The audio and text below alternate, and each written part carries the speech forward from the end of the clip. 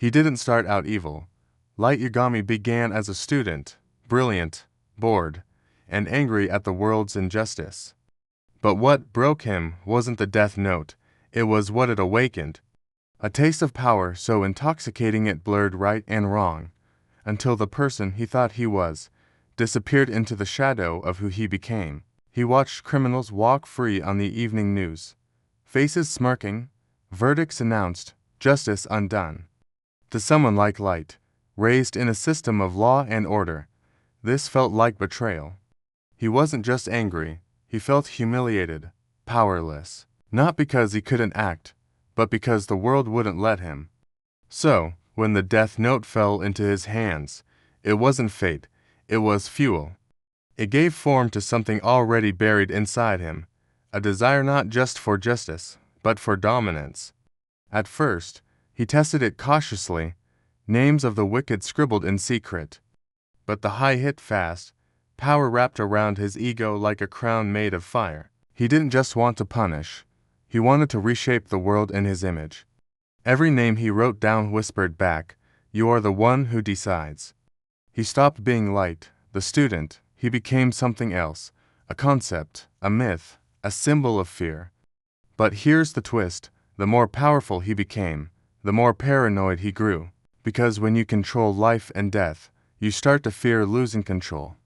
And that fear, it eats you from the inside out. What Light broke wasn't the world, it was his own mind. Light didn't fall, he unraveled.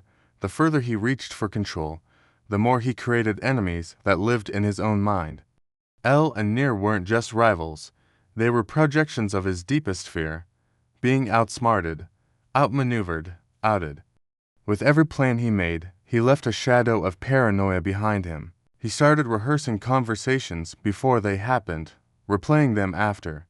The voices in his mind weren't just thoughts anymore, they were simulations of threats he hadn't yet faced. This is how control breaks people. It doesn't shatter them from the outside, it corrodes them from within.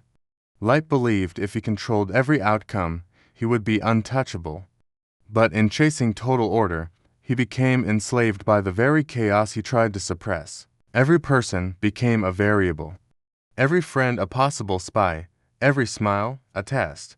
Even his father, who represented the law he once believed in, became a pawn to move or sacrifice.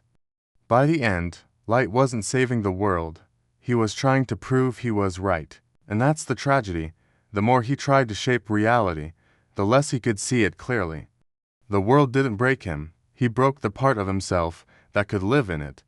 He thought justice was a weapon, but justice is a mirror. It shows you who you really are. And when Light looked into it, there was no one left to see. He wanted to save the world, but became its warning. Because power doesn't reveal who you are. It reveals who you're pretending not to be, and when the mask finally cracks, there's no going back.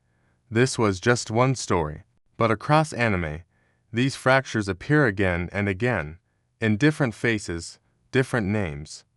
And behind each mask is a mind waiting to be understood. If you're ready to go deeper, this is Mind of Anime.